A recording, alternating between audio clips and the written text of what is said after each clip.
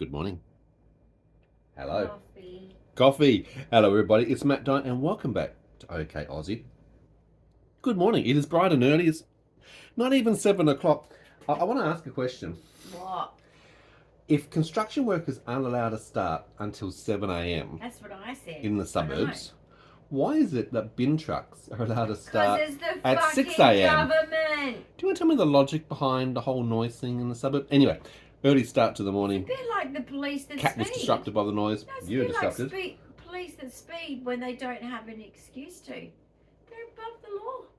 It's amazing how these things The happen. government thinks they're above the law. Yeah. And they send their bin trucks in. And it was a recycle one. So do you know what it sounds like? Recycling's good. A bunch of bloody alcoholics. Because of all the bottles. Yeah, All actually. the glass. Actually, there is a high indication of bottles No, but around. guess what? What? I thought that glass was no longer allowed in recycled bins. No? Glass? No, I thought they Plastic? changed it. I don't know. Let Have they me changed know it? if they Let me changed know. it in Australia, particularly Perth. Doesn't say so in our bins. Anyway, today's conversation, I know a little bit up close and personal, sorry. I wanted to talk about Is it? seizures and what they actually feel like. What does it feel like to have a Is seizure? there an automatic stimulator that can make you feel like one? No, like those pregnancy things that you wear or Yeah. period cramps. And Can I give it to all No, those? I don't think so. Nasty I just want to briefly show. doctors? This is our first night's worth of graphs for the night watch. Diana's finally, after 2.5 years, finally, after, only over 600 tonic-clonic seizures, but finally got hold of it. I've done an episode on this in our podcast recently. We talked about this. So toasty in here. We finally got hold of the night watch, a seizure detection device. We have got the Sunny 3 camera as well, which is also a really, really useful device. That enables me, when it connects up, to be able to monitor Dyan as well during the course of the night. Oh, I'm here. I'm in front of you because I'm here. Can I do something? Hold on. Let me move out the way. Oh, there she is. She's on camera.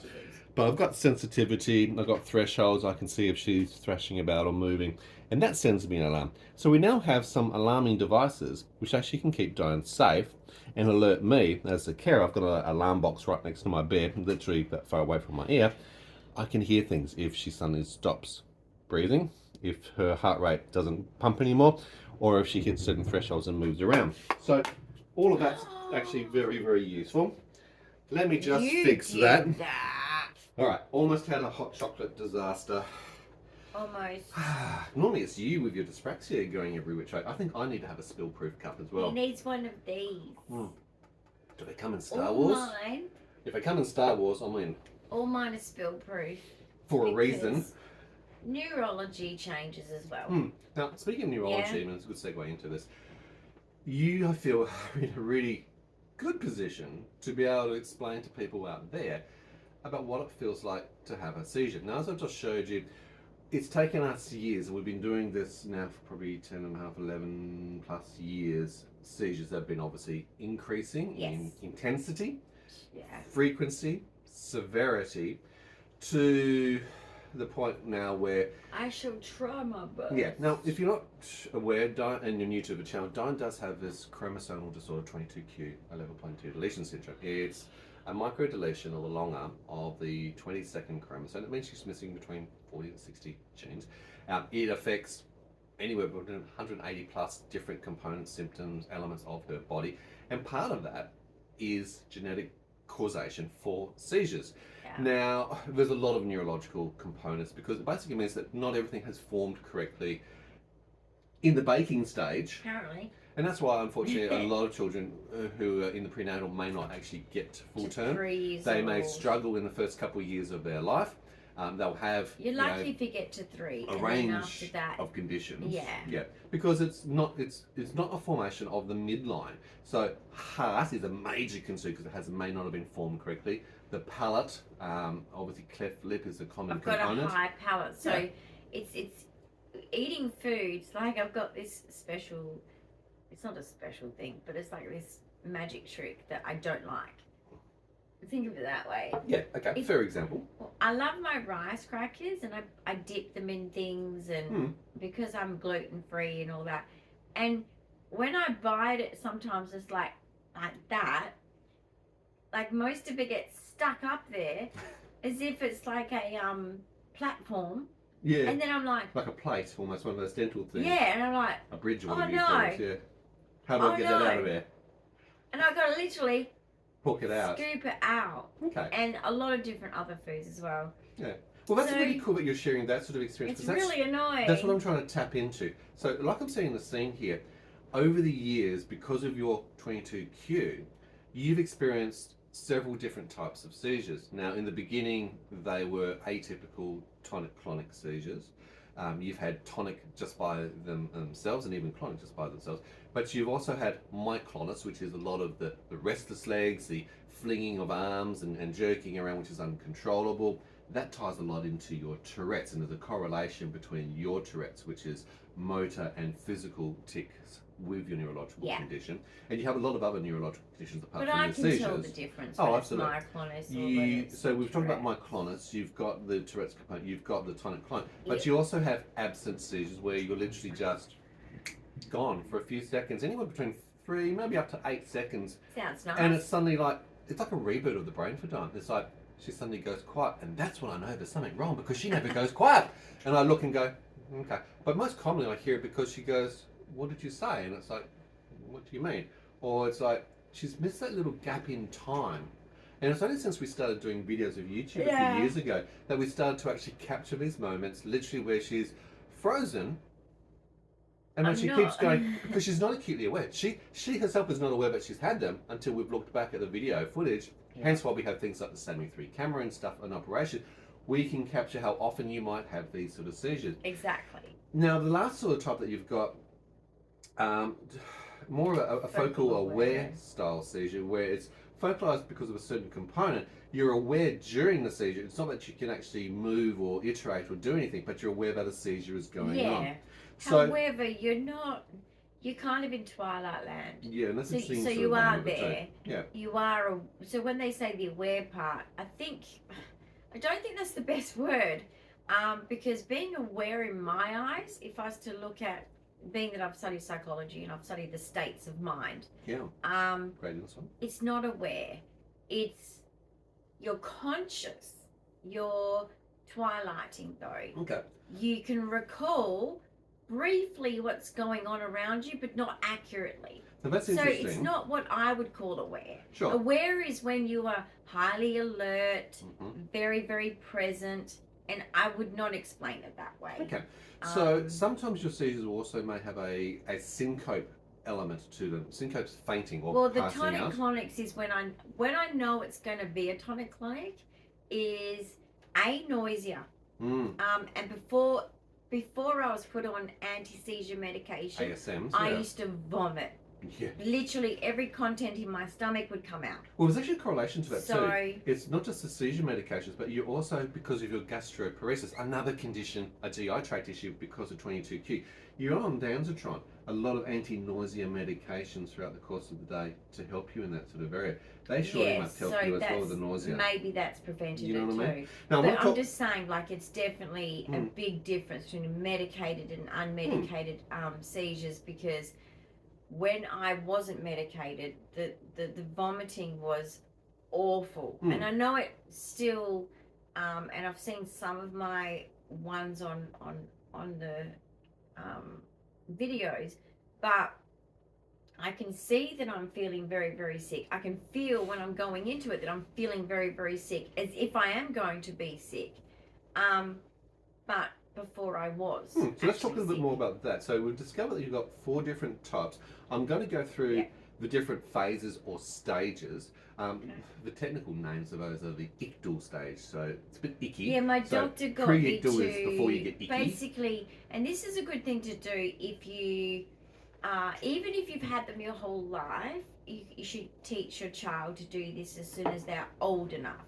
Or if you're like me and you've developed them for whatever reason later, or you don't know if you've had them younger because you didn't have a present parent, then basically the best thing to do is what my doctor said, was to actually journal roughly what you think your pre-ictal And he explained it, pre-ictal, post-ictal, what it all was about. So there's 3 phases. And I actually before, mapped it for ictal, everybody, for him, post, for after. you, for any staff that I ever have. I've mapped it, and I've gotten more refined with that as I've been interoception. That's taken me longer. Yeah. So what's interoception? It's an autistic trait where you don't feel the internal state. So you might not know if you're thirsty or hungry, tired, nausea, or something coming on. Last minute you feel it. So that's been a challenge for me as a carer and the medical team to know, well, what's going on inside of Dyan when something like that happens. If your person is autistic and they have epilepsy, which is very common, very common, just know that you might want to body language read them, like what he has to do with me. Now I'm very lucky in that regards because I've known Dyan for 33 years, so I know all her little nuances. I know, but I'm just saying there's a lot of parents out there with autistic children who are also epileptics that they, particularly as children, then even as they get to adults, don't expect them to be good with telling you. Absolutely. You're going to have to be very in tune with them because they're not doing that on purpose, that not knowing. They'll realise too late. Whereas you probably will pick up as the parent or caregiver. Yes.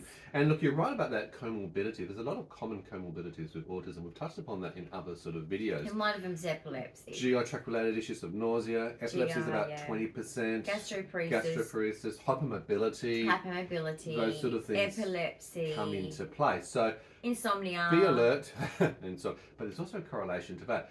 We see when we talk about some of your triggers to seizures, insomnia, lack of sleeping pattern. But before I go into that, well, everyone with epilepsy, you've got to make sure you eat regularly, drink. You've got to be hydrated. Okay, you've got to make sure you get your sleep. Those 3 things. I know that sounds really silly, but think of it this way: your body doesn't take much to tip over the edge. No. And instead of other people just getting a bit of a headache because they didn't get enough sleep or something to drink or something to eat, you're going to get a seizure. So bigger stakes there. Thanks for saying headache, because that just reminded me too. Apart from the seizures from a neurological perspective, with 22q, there are a range of other things and preictal. So I just want to talk about some of the other cognitive stuff. So it's good warning though. It's like a warning. Headaches. Daily headaches, migraines and intense sort of migraines. Having other sort of neurological things such as the jerks, the imbalance, so your ataxia or difficulty in walking. Well, I know when I'm going to have a seizure within days. So if I have a migraine, second day, I start to go, okay. And then if I haven't had the seizure yet on that second day, third day, it's coming. I know that it's coming. We've got a very high predictability ratio. And when you look up, like I know with one of my MRIs, it picked up my migraines and also seizures. Yeah, with the hyperintensity. It's the same thing. So whatever it is the same thing. So it makes sense, right? And when I went on my anti-seizure meds, I said to my doctor, my migraines are so much less often. Absolutely. And intensity. Almost gone. But then again, that was, when you first go on a medication, it works the best, and then you get used, your body gets used to it, works the least, and you got to up your quantity and all of that kind of stuff. And particularly when it comes to seizure medications, because this is a commonly one that's asked. But I'm just saying though, that's my preictal, long-term preictal is migraines. And particularly the migraines that when I take a medication, it doesn't seem to knock it. Yeah. That's when we really panic. Because we sometimes know that those ones is when a whopper of a tonic-clonic is coming. And I dread that. I go, oh, here we go. So there's a few things that we're jumping around the place. Medications are important, and Dyan does respond very well to ASMs, anti-seizure medications. We have measured over the years the change in the effect. So the frequency has reduced massively because of medications. From 6 a day to... we had 20 in one day before. Okay, that's... Yeah, well, that was hospitalisation pretty major. Okay. But what has it gone down to? The frequency's reduced. The intensity, what I call the shake and bake, where literally there's so much movement. It's causing muscle tears and dislocations and hurt. I'm not having... Really? I know, right? I'm not having what they consider violent seizures anymore. Exactly. Okay, so... that is a good thing. it's less after pain for me. Which That's is a a good great thing. Indeed. So yeah, like it has So even though we're changed. still having them, we feel actually They're very different. blessed that I feel that they're safer because of that. They cause less damage. Well, you'd hope so. After. Isn't that what the medicine's supposed to do? That's exactly right. It dampens it down. It reduces the effect. So that's the win. It's not perfect. And we also know that you're not actually at proper what we call therapeutic levels on some of the medications because you struggle with that with your body and again the condition of 22q. I think that's kind of a misnomer. Misnomer. Mm-hmm. Because I think what no one ever takes into account with my blood results for certain things, not everything, and you've got to look at the physiology of blood work compared to certain things. There's certain things in our bodies that stay in our bodies longer than others. Okay, so vitamin levels, certain vitamin levels can stay in there longer and accumulate, build up, take a long time to get accumulated and take a long time to come out of your system. Now, I think that because of my GI tract being so bad and having to actually manually use manual things, so I use a medicine for the top, the middle, and the bottom of your GI tract. Of my GI just to tract. Move things around, motility. 3 severe, strong industrial strength GI pushing through processing, and I still don't get to eat a burger. I still don't get to eat a bunch of big junk. Solid things that are hard to process. Any food that's hard to process is out of my diet. But that I think affects my blood results of my actual really epsilon good levels. that you've actually thought about it because you know already. It's never accurate, sadly. No, you have multiple deficiencies as it is across multiple vitamins. Because my bowels don't work, for autistic, but it doesn't mean I'm pyrrole deficient. Disorder, and also 22q. So deficiencies in zinc, deficiencies in your B group, C, D3, iron. And even when you've had an iron infusion, what did that do to your body? If you're epileptic, don't have one. Don't have one. That was an accident thing that happened to me. We learned the hard way. This was in the phase when, we don't really know if it's epilepsy. Well, we certainly did after that. Yeah. No, iron infusions are not recommended for epileptics. Yep. And I can say that that's true. So for that happened to me. He gave me rolling seizures half a bag, being that I'm small. Reduced dosage, in other words. Yeah. And I've also got, I have a hypersensitivity to medicine. So I'm microdosed with new meds. So he gave me half a bag. I mean, think about it. Most fully grown women are twice my everything because I'm petite, right? So I had half a bag and then Ceylon to top it up. That put me in hospital for 3 days. He was trying to do something nice for you. Well, my iron was low. And then even after getting out of hospital, and that was hell. I was so underweight. But anyway, even a month later, 0 iron. I was still anemic. So your body can't hold certain things and it can't hold certain levels of medication. So and that's that a really was good IV. point as well. That was an IV. Intravenous delivery iron infusion. Heck yeah. Sadly doesn't work for me. Now, while you've got your hand on it just reminded me too, apart from the devices that I use now, we've obviously had the SAMI3 cam for a while for monitoring you. We've got the night watch, which we've tried before, now it's very useful. We do have Dyan's pulse oximeter, which is incredibly useful during seizures. And I'm going to come back around to the key of this actual message of this video, what it actually feels like to have seizures. I'm going to ask you some questions in a moment, so keep focused. But we'll set the scene of the duration, the frequency, the type, and all these sort of things because of your condition. And remember too, if you've met one person with seizures or epilepsy, you've met one person. Everybody's different. There's many different shapes and forms and types and causations. Look, a lot of times Dyan's also affected by with each type of seizure. Dyan's also affected by electrolyte imbalances significantly, and that can also be seasonal in weather. So when the heat comes through, you become even more electrolyte imbalanced. Having other comorbidities such as now things like the edema, your medications from the edema actually affects your imbalances even more. Yes, I've got edema problems, guys. So unfortunately, with my fluid intake, which is so vital to prevent seizures, isn't it? It's such a contradiction because it can also cause me harm because when I'm fluid retentive, I am not absorbing anything. Anything.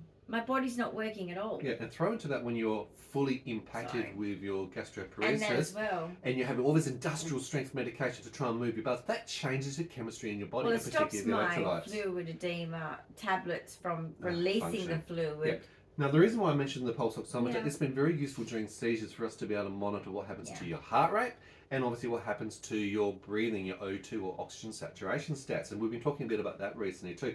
Because originally, what we started to see was, well, the really bad seizures, the tonic-clonic seizures, there was the risks of you choking, because sometimes you'd roll and you'd roll onto face down into the pillow, into the mattress, and it's obviously difficult breathing. Sometimes the seizures are orientated around the diaphragm and the upper chest, and you're struggling because the muscles are so constricted or contracted, you can't get enough oxygen in. You're gasping, you're trying to suck in, you're getting cyanotic, where your lips are becoming blue. And of course, I can see all of this as I'm going on, and sometimes you're simply choking because of the position that you're in, the fluid's going back, aspiration, back down the wrong pathway. That hurts. That hurts for about 12 hours or 24 hours afterwards. It's really sucky, to be honest. You get a very sore throat. But these devices help me to actually see, well, is Dyan safe? Is her heart rate doing strange things? In tonic-clonic seizures, they spike. It's almost like she's going off for a huge impact, high intensity aerobic session, because sometimes her heart rate can go up to 180, 200 beats a minute, just because all this energy that's going on, and then it suddenly goes down. And I can measure that, I can watch that to say she's coming in and out of seizures. That's the only things that I can see. I'm not inside her mind, and I can't talk to her a lot of the time during the seizures. No, we can't have a conversation. It's like, how you going, sweetie? Are you okay? Do you need any help? It's like, we don't know. So I've got to use these devices. So the pulse oximeter gives me the oxygen, and also the heart rate tells me what's going on. But I also look for certain other signs, like I talk about the yawning after the seizures in that post-dictal stage. It's when the body's relaxing. It's like it's letting go. More oxygen's coming in, and once I've seen 3 good deep yawns, I go, oh, thank God for that. It's probably your I know the seizur's regathering of oxygen. I think it is. I think it's the main thing. Is I get very tired after. Very tired, commonly. Yeah. So let's go now It's to like a sleeping you tablet. and the feeling. We'll set the scene to this. We talked about the stages, the pre-ictal, before. What is that? And let's focus on a couple of different things. Pre-ictal, yeah. Pre-ictal means before. But for one type of seizure, the absent seizure, I don't honestly think that is really a pre-ictal. They just happen. There's no real build-up like there is for the tonic-clonic type seizures. But there's other conditions going on. Yeah, I've noticed that my absent seizures is a pre-ictal to tonic-clonic. Bingo. Because there's a lot of neurological things going on. It never ever happens for me. Is that a warning sign? Whenever we've picked up on absence, where, like what he said, I'll say over and over, what's the time? And you would have said it, and I'll say, what's the time? And you would say it again, and you'd be like, I just told you. And I'd be like, well, I didn't hear you. And he's like, I'm right here. So these are the scenarios this is how we've worked out. Yeah. Well, my brain's going somewhere. There's gaps in time. It's taking a holiday for 10 seconds or 3 Was it a seconds good or holiday? whatever the seconds they say absence happen for. I don't know. Yeah. I can't measure it because I can't go, I'm having one right now.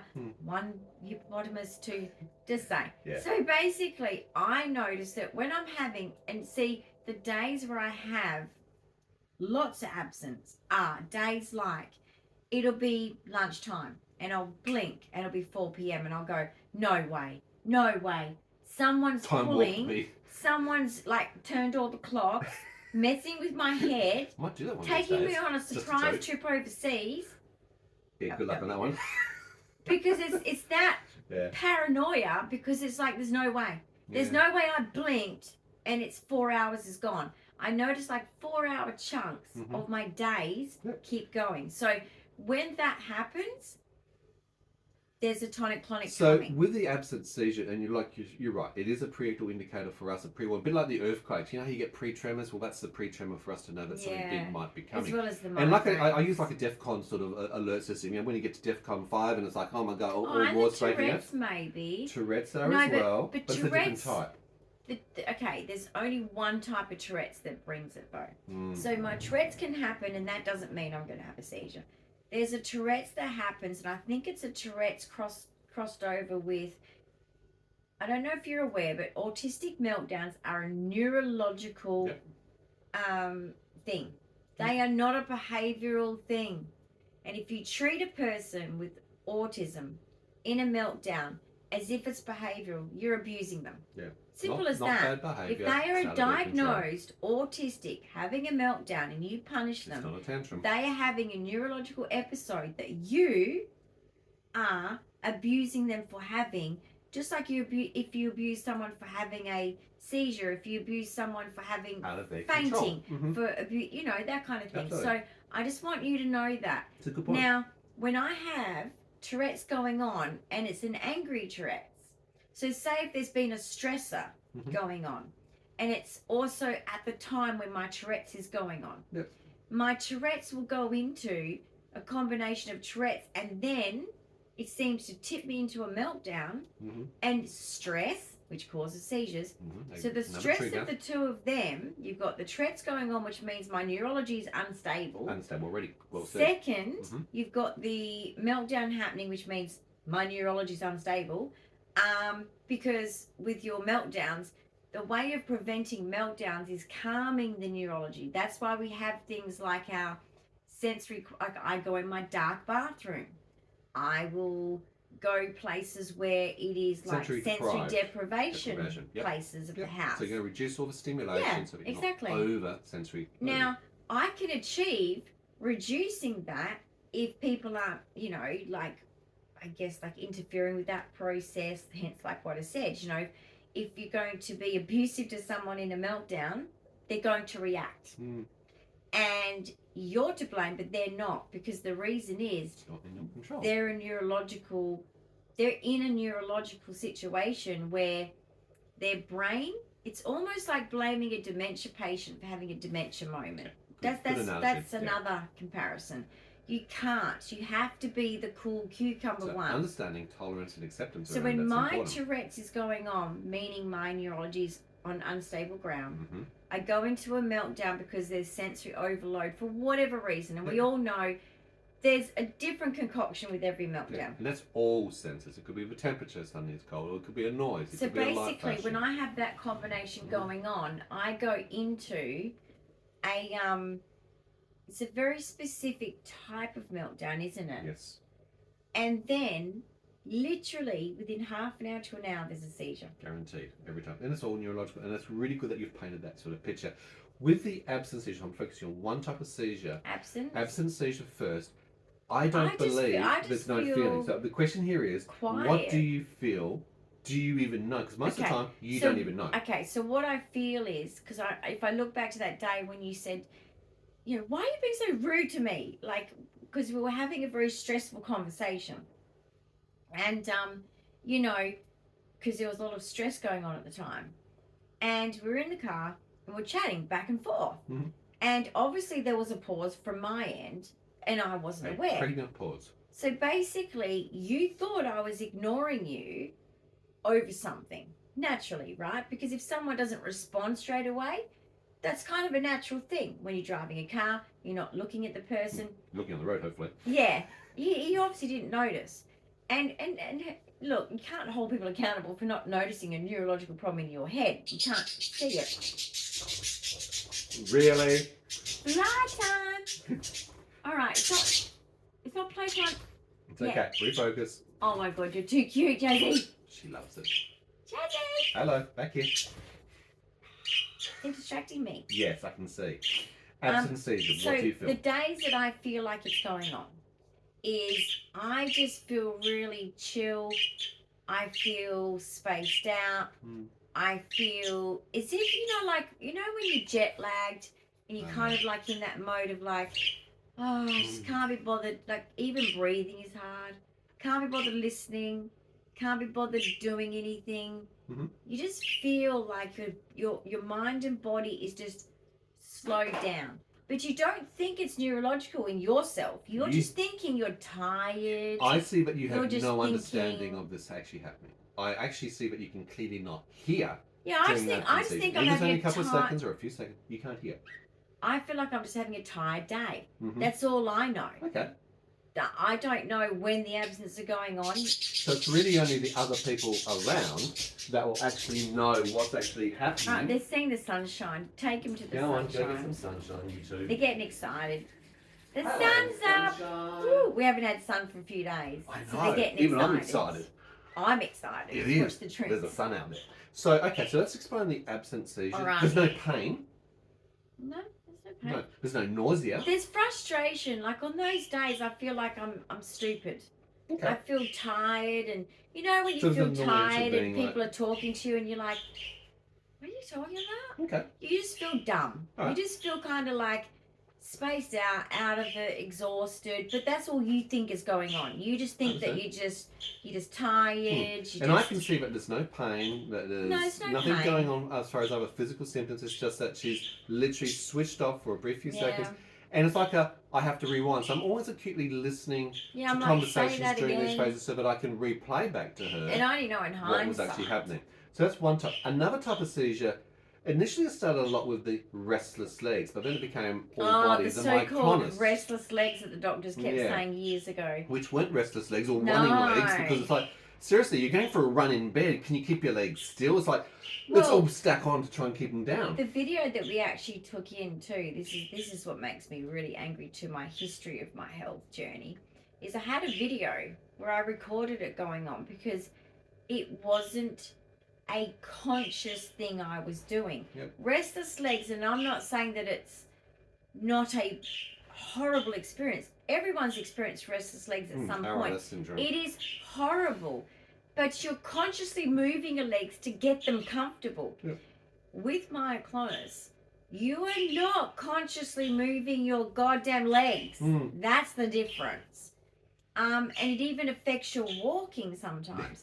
But basically, I videoed it, and because I had good muscle tone back then, because I wasn't wheelchair bound then, I'm not wheelchair bound, I'm ambulatory, but I am majority of the time living my life in a wheelchair because I need to be sitting and I can't walk long Energy distances, exertion, and then all of the oxygen balance, or whatever. oxygen, But basically, I recorded the legs, and you could see the muscle fibers twitching. Yeah, fast muscle twitch. That's not restless legs.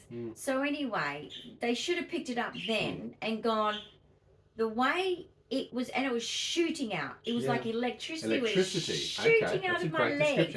It came from my hips and it shot and that's right why it's through called to my feet. Myoclonus Seizures, because they actually are a seizure, rather than just being I've just got a restless leg or a twitch. Now they are correlated to the tics, and with obviously Tourette's, it's awful. you have the but if you have the right medicine, like what's the muscle relaxant? So clonazepam is what we use. That one's which is very a muscle good relaxant for that kind of. If you only get that kind, that is the medicine you need. Yeah. Now remembering, just as a disclaimer, we're not medical professionals. Oh Please yeah, speak to your neurologist or neurologist. or your GP. We're just giving our shared experience for entertainment But I'm just purposes only. saying that is what helped me, and I have not suffered that since, because I have that as a remedy. However, these days, that is the least of my problems because that ends in other things. So you talked about, and I want this conversation today is about what But you that feel just like. feels awful. What does it feel like having a seizure? And you just said it feels awful, or it feels like electricity. Well, I can't control spark out. it. You can't control it. It feels like I am, I guess, like, feels like someone's drugged you and you're not in control of your body.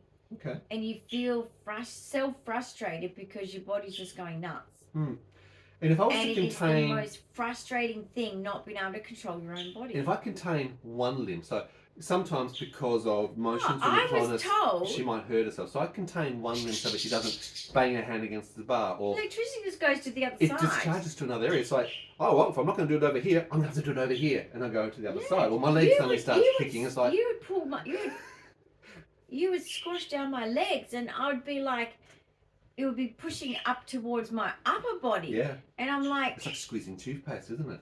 but like someone said to me, a friend of mine said to me, oh, I've got some ankle weights I can give you. And I'm like, I will injure my muscles. You will, because you're then pushing even harder against the weight or resistance type force. That'll cause more likely muscle strain, bruising, but also more pressure on the joints. Fucking stupid. Do you get dislocations with or subluxations with It myoclonus? causes pain. It causes because muscle you're doing pain, a flick joint action. pain. You can flick Correct. out a finger, flick out a Correct. wrist, saddle joint, Yep. elbow, shoulder. It's painful. It's a bad It's part. painful. Post after the exercise. It's exhausting. It's physically exhausting. It's exhausting. And that's why we see the heart rate increase up, because we're seeing a correlation to that as we go along. But during it, you've got no control. I can't say, right, Dyan, no, I've stop got to take ticking medication. right now. Yeah, I've got to take medication. Just like with Tourette's, same thing. If it gets out of control. Well, that's the same thing. Medication. Exactly. That's the thing that's really important. And we do give disclaimers around the Tourette's. Vocal, speaking, physical tics. You can't stop doing those actions. You've explained it with the meltdowns with autism. It's the same concept with the Tourette's. It is out of your control. So please hold space. It's not that she's wanting to do these actions. It must feel awkward if you're in public when you have these sort of things as well. From the vocalization, where it's inappropriate language like coprolalia or copraxia. Where if you're having a slight meltdown in public, if you're having Tourette's in public. Now, I remember, look, there's sometimes it can turn out safe and okay. So one day we were in a lift and I was in a Tourette's episode that was uncontrollable, but we had to get some shopping done. So we did it, and look, I'm a very self-assured person, and I think that's an autism superpower. I don't care what people think of me, but they laughed in the lift. They thought it was funny. I couldn't control what I was saying. That was fine experience. But there's other experiences where I do get judged. Because it draws negative attention. Yeah. So you and it's eyeballs like, on you. And you hate eyeballs as an autistic. The reason why it's frustrating for me is it's because I wish people were educated on it. Because I feel like how many people are out there that think they just badly behaved when really they've got undiagnosed Tourette's. Bingo. Or undiagnosed autism. Bingo. So basically, when I have an autism meltdown in public, what breaks my heart about autistics, and it's not just for me but for everyone, is we're seen as poor behaving neurotypicals instead of really well behaved and really highly developed and very a lot of hard work has gone behind becoming who we are today, and we don't get that view.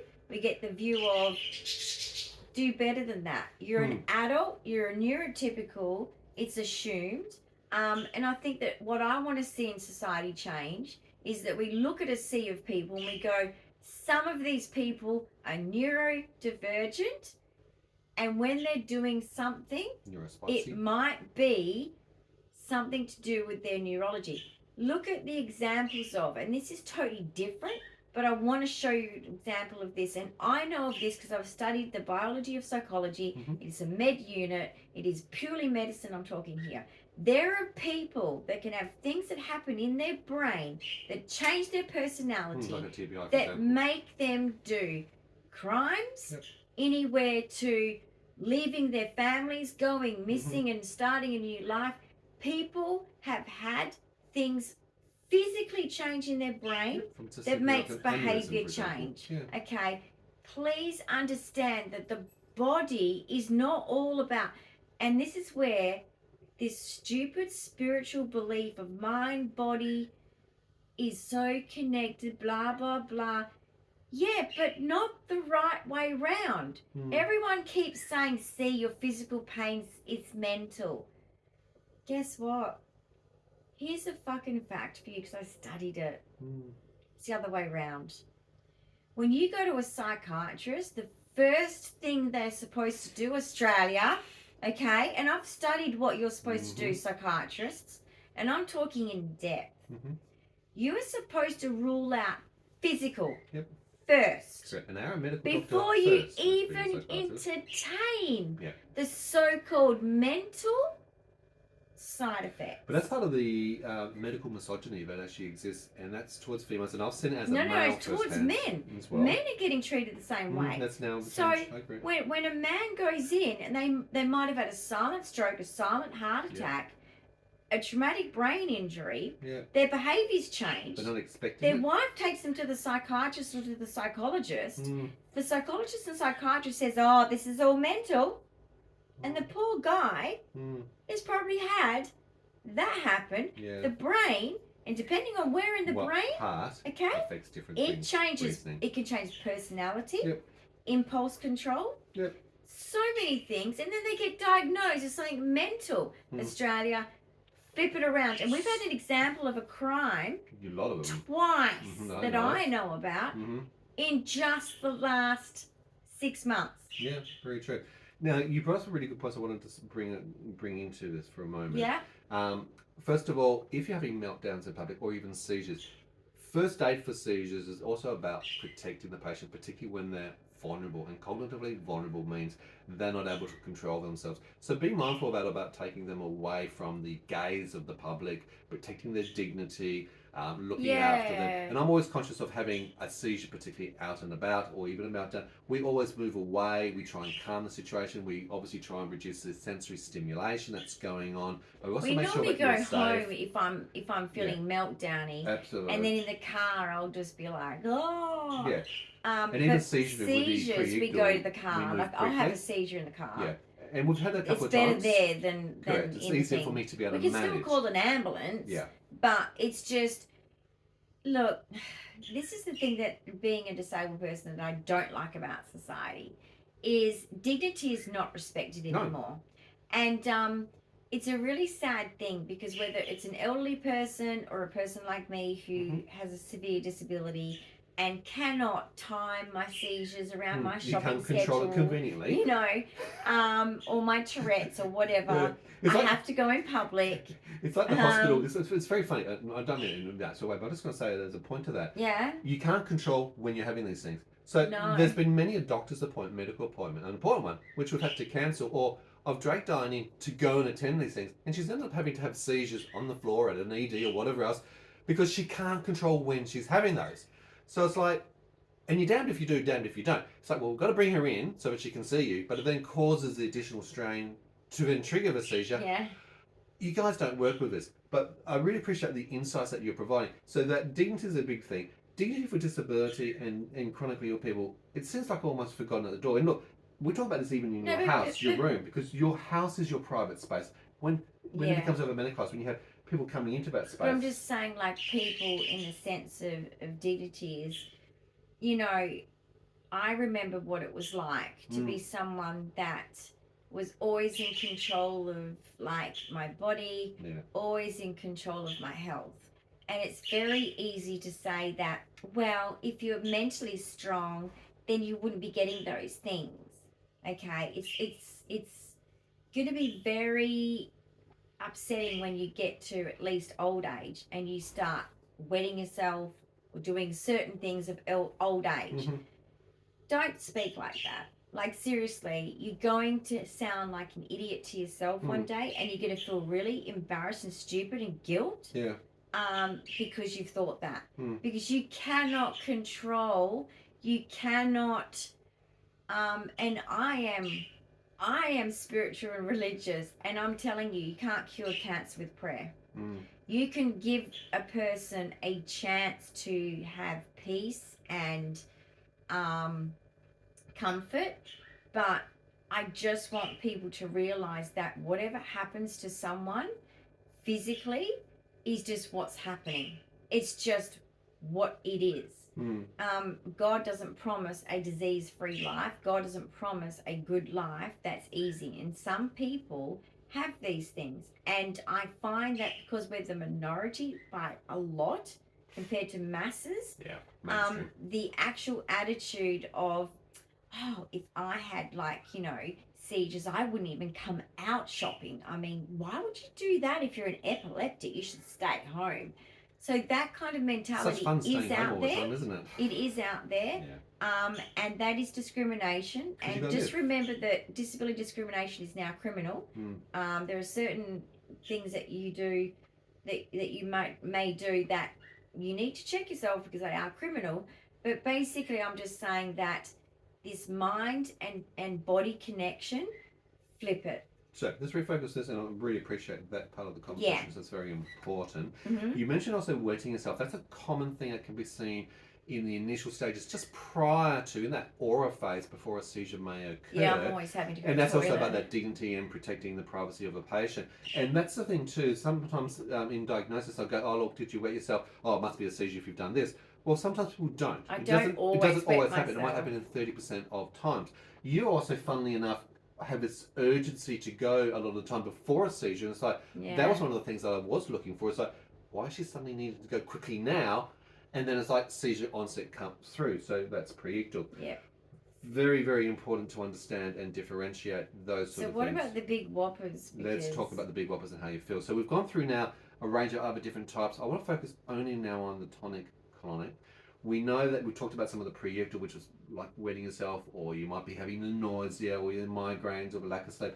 But I want to know, the people out there want to know, what's it like to have a seizure? Sometimes there's a focal aware before it. Yeah. So not only the absence or a lead up, but the focal aware sometimes. Yeah. For me, I mean, this is just me. Everyone's probably got a different pattern. I don't know. Yeah. But for me, I sometimes get focal aware, whether it's hours before, whether it's just before.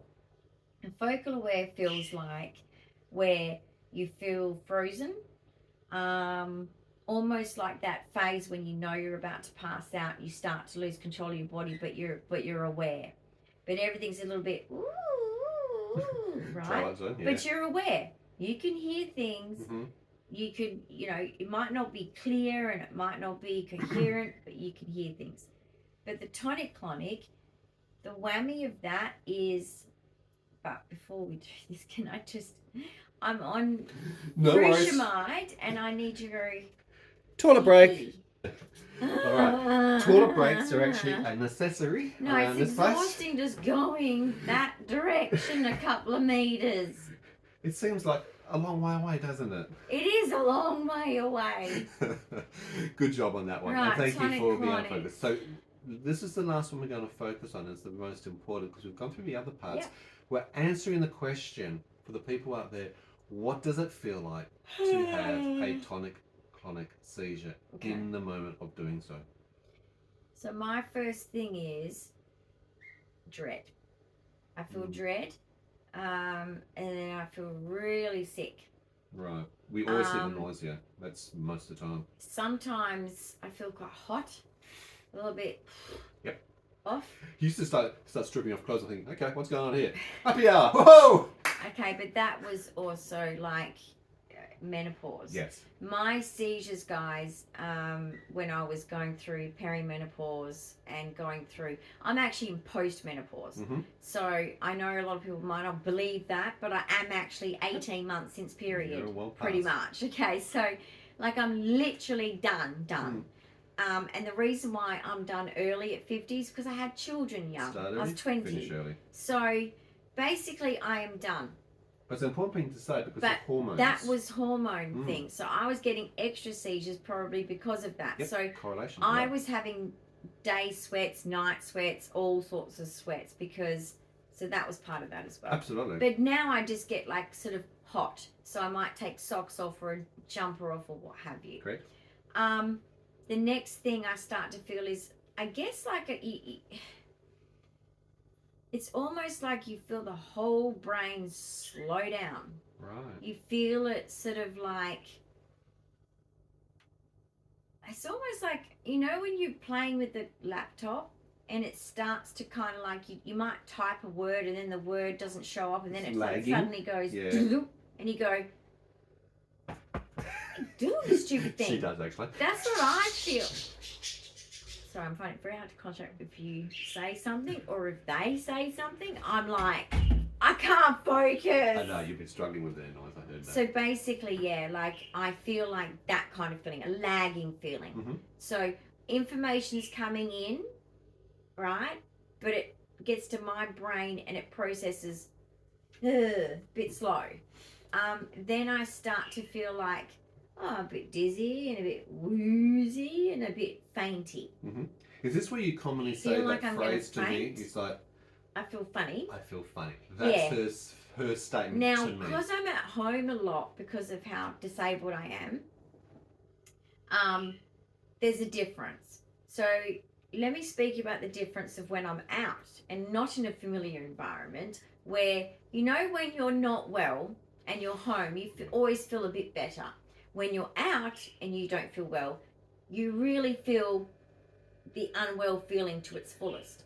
That's the same with seizures. So when I was out, it came up once. this is just one example. There's been more than one example out and about.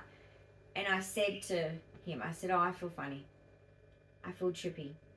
And it felt like everything, I felt like someone had given me acid. Psychedelic. And everything was kind of like weird. This is the Alice in Wonderland. Alice in Wonderland feeling. Yeah, and I said, let's go.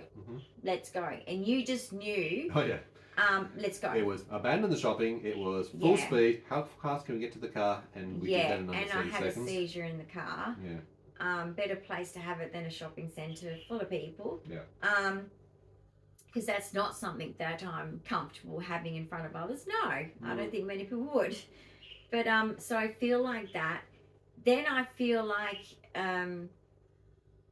gosh, how do you explain it? It just feels like,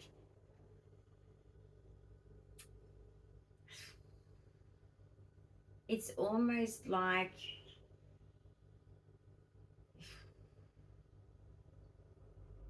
out of body experience. Okay. You know that something's going on around you, but it's fuzzy. Can you hear me while you're having a seizure? Yes, I can hear. Do you try to respond? But it's like you're through a tunnel. Okay, good to know. Do you try to respond to me?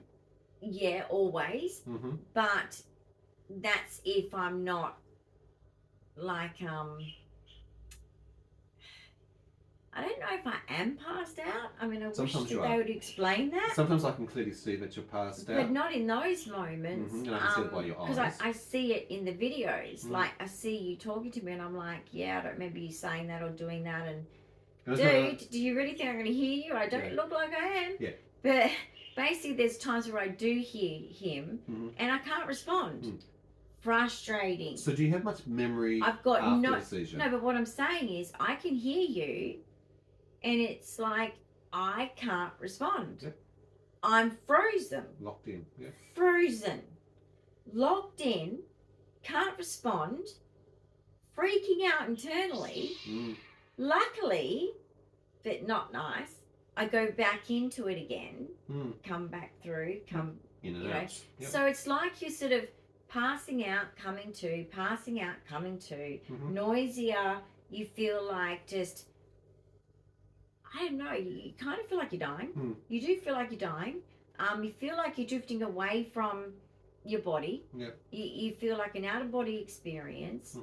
You feel like everyone is there, but it's acidy. They're there, but they're not. From a time-lapse perspective, because sometimes these things can go on for 30 minutes or more. Feels like 10 minutes at the most. Are you aware of time? The longest feels like 10 minutes, and yet it's like, I look at the video. He goes, can you edit this video? And I'll be like, 50 minutes? What? I feel like it's 10 minutes. Right. To me, that 50 minutes is 10. Yeah. Now, sometimes you can see, you know, the intense 5. contractions or the shaking. Are you aware that your arms or your legs or your whole body is shaking during that phase? Yeah, because I feel like when it does that, it's almost like it brings me kind of back closer to being around, but then as soon as like the shaking, I feel my body doing that, and I'm like, what am I doing? Right. You know, in my head is what I'm thinking, Yeah. and then I'm gone again. I feel like I pass out again. I see a lot of clenching and tightness, so you'll lock down, you're I'm biting not aware hard, of that. you're That's not aware in of my that. control. No. Are you aware of the pain? So sometimes you might bite your tongue or your cheek or your lips and you'll draw blood. Are you aware of the pain of biting? No. So you're not aware of pain during that? No, you don't feel pain. That's interesting. You don't feel anything. I don't feel anything. We had a nurse at one stage. I don't feel a damn thing. Who was trying to do a pain response on you in hospital, and I told the nurse not to do that and step back away from you. Yeah, the beginning of my because you have no ability to communicate. She thought I was a druggie. And that's a drug response to say, "Oh look, what a where's your body nasty at?" nurse. But she was pre-told not to do that action, and she did it. And it's like she was removed from the space at that point in time. But because also with having EDS, it actually causes damage. It causes bruising. It causes hurt damage probably to anyone. After the fact, you don't hit people. If you have no ability to communicate, you have no ability to communicate, and that was clearly expressed. But that was the thing about pain is you. I can't feel anything. No.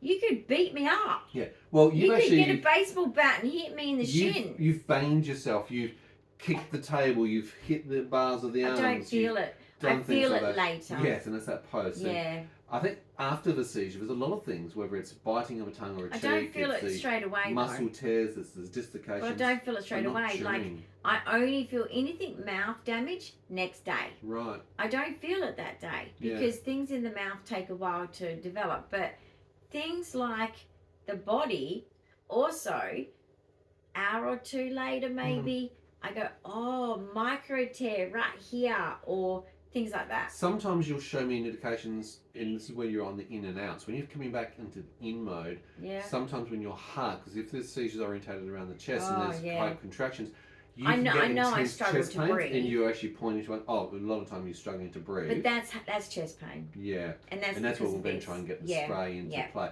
I have difficulties, obviously, getting certain types of medications into in between seizures. I just feel like I'm sort of like, even when I've so-called come round, and this is what I find frustrating with people around me, is everyone thinks I'm fully around, and I'm like, I'm a rag doll. Yeah. But cognitively I'm there. Yeah. But not like clearly there, as in like, oh, I'm clearly there. Let's have a detailed conversation. It might seem that way, but my brain is mush. Yeah. But I am there, and I can respond, and I can answer questions. But if you were to try and get me moving around, I'm a rag doll. So.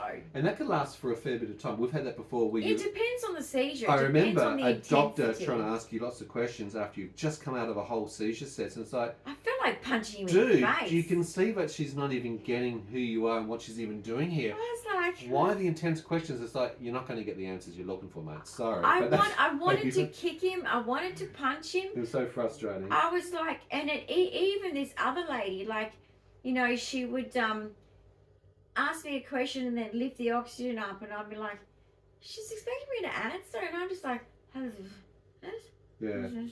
Especially when you're in and out, and you can go into further seizures. But this was at the beginning of the days. But I'm just saying, like, you know, I still think hospitals need to just cut that crap out. Okay, the person's having a seizure.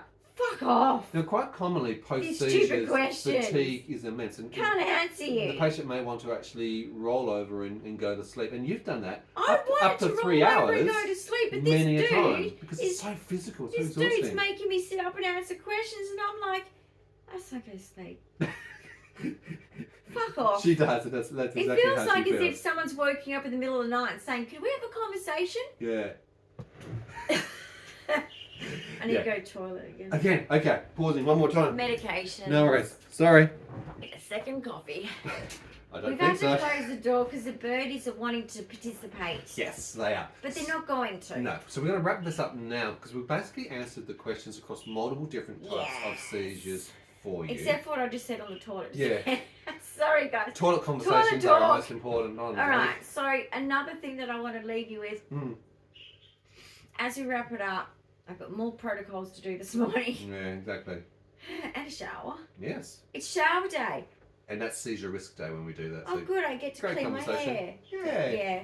Pancake day. I don't know. I don't know. Anyway. I think so. Yeah, probably not. But basically, I was saying on the toilet, I said to him, you know, it's as if, like, think of when you've come out of twilight. Twilight sedation. Not general, twilight. Yeah.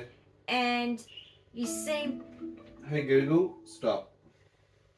Yeah, we're well awake, dude. Seriously. You know, you come out of twilight and people say, oh, you know, you were having a conversation, and you're like, I don't remember that bit. That's how it can be for the person too. So please be aware of that. They might, when they come out of it, initially, you know, seem quite cognizant and everything. I'm not talking straight away, but like a little bit after. Just know that they most likely hours later will go, I don't remember saying or doing that. I'm sorry. Yeah. Because it is like twilight. Indeed. You come around, you do talk to people, you do have something to eat. I mean, you don't do this after seizures, but I'm saying like after twilight, they do that to help you come around more. Yeah. But just remember, even if you're getting something out of the person, they're not there. No. Okay, their brain is still Correct. not there. Now you'll see that in our videos, and we video record this for obviously the medical team for Dyan as we go along. It's also really useful to see seizure behaviour to actually measure to actually be able to see what happens for Dyan and the pre, if we can get early, the during, and obviously the post, and also if it changes over a period of time. You'll see sometimes I'll speak to Dyan, and as part of the cognitive testing that I'm doing, I'll also ask her to do a whole series of certain activities. It's annoying. Particularly with the I know, I really don't facial like side of things, muscular components, to see what's working and what's not I really working. don't care. I just want to go We're sleep. sometimes concerned with obviously that there may be a bleed on the brain, a stroke, or something else during a seizure, and I've also got to be cautious of measuring that to obviously take further action. That's important for me. Sometimes we also have the Todd's paralysis post-seizure as well. That can affect the lower limbs commonly, sometimes the upper limbs of the whole body where there's a paralysis. And that could last as low as only 30 minutes, or it can go as long as 6 hours. And the crying is also a neurological thing, guys. I'm not actually sorry, I thought you were not saying you're not. It's actually like not a genuine emotion when I'm crying. I'm not upset because of what's going on. I've had so many of them. Yeah. Look, I don't enjoy them. Yeah. But I'm just saying, like, you're a veteran, though. It's actually just, some people laugh, some people cry. It's a neurological response. It's a neurological response. So just know that my tears are not anything. They're just neurology. With that Todd's paralysis, hate it. You hate it? Is there a particular feeling or sensations around that? It must be pretty awkward going, hey, my leg doesn't work. I can't move this. I think it's because of the disorientation after a seizure on top of it is my fear, because it can happen, is that I'll never get feeling back again. Yeah. Or I'll never walk again. Yep. That's what I panic about. Permanent change. I have this absolute, like, freak out about it. Yeah. Not every time I get it, but it's actually very complex to manage, because then commonly Dyan might need to go to the toilet afterwards, or it could drag on for many hours, and we've had to use the hoist many times to do activities and things afterwards, because she's got no movement of the limbs, or one limb, or both. Or you drag me to the toilet because I've got to go. It's just really complex, to be honest. Using the videos over the years has been a very interesting exercise for you to become aware of seeing yourself. And obviously Dyan reviews these before going live and taking them up there.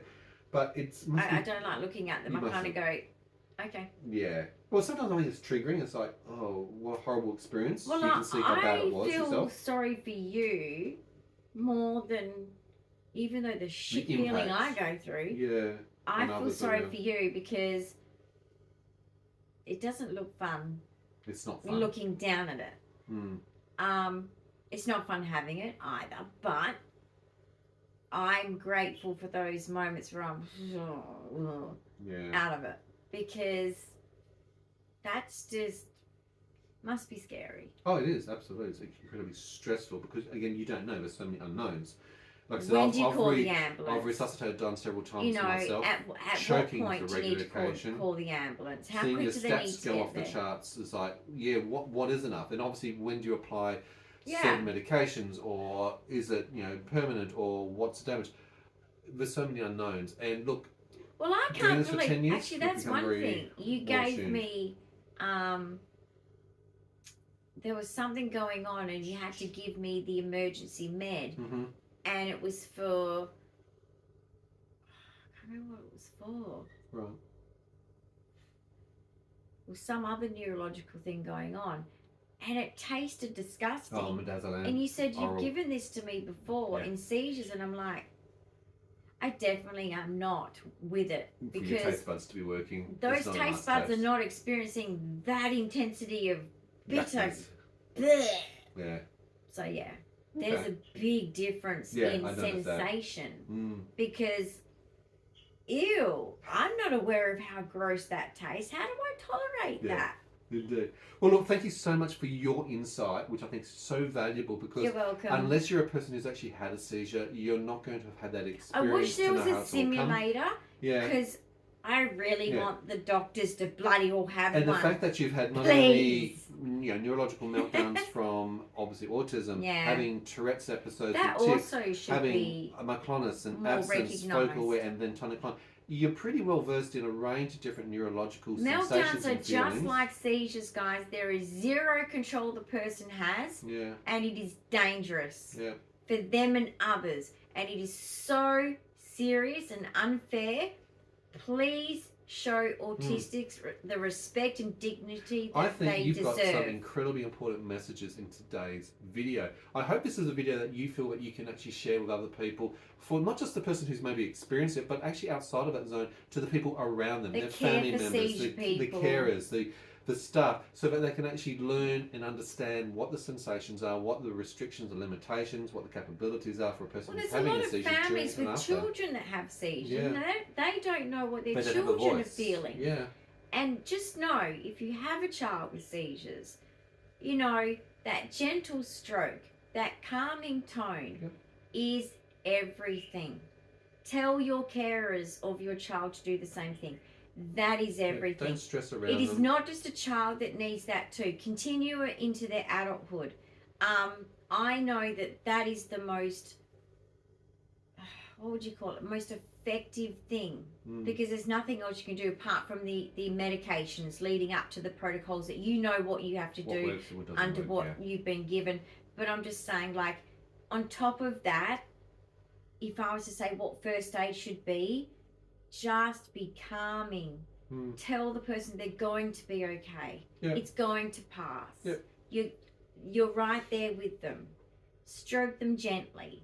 Now, look at the body language, because if they do get a not a cognizant moment, but a semi-aware moment, and they pull away from something, like, I don't know, you might have moved a limb or an arm or something in a certain way, and they've moved a different way. Unless it's dangerous for them to do something, listen to that body language, because that's all they can communicate with, is their body in little moments. But just keep up that soothing voice. Keep up that, I'm here. I'm right with you, because you're their person. So I'm mainly talking about, like, family carers here. You're their person that makes them feel so safe. And just that soothing tone is all they need. It's all you can do too. So just know that to the person in the seizure, particularly if it's a child and they can't tell you all the things I'm telling you, that's what they need. A really and so if you're doing powerful message from well Dyan done. today. Thank you for sharing all that information. Guys, give Dyan a huge thumbs up, because I think that's actually very valuable information today. If you've got comments and questions or your own experience, drop a comment below, because we'd love to hear your own feedback from what we've been said, what you've learned today, and what your own seizures may be different. What your experience Share away is. in the comments. Now, also don't forget to like, subscribe, hit the notification button, and share our video out to other people, because there's a lot of benefit in today's content. And the depression the day after, and the regression, it's more severe, I guess, for children regressing, because they're learning and then regressing, they're learning, it affects but also motor, for movement, adults, memory, we cognition. also have to sometimes go and get extra therapies to gain back what we lost. So retrain, relearn. just hold space for that as well, guys. Perfect. That people with epilepsy suffer a lot of regressions, a lot of loss of things, and it actually is quite frustrating for the person, no matter what age, of losing abilities, and also the next day depression and grumpiness. Just hold space for that. Absolutely. Fantastic. It's neurological too.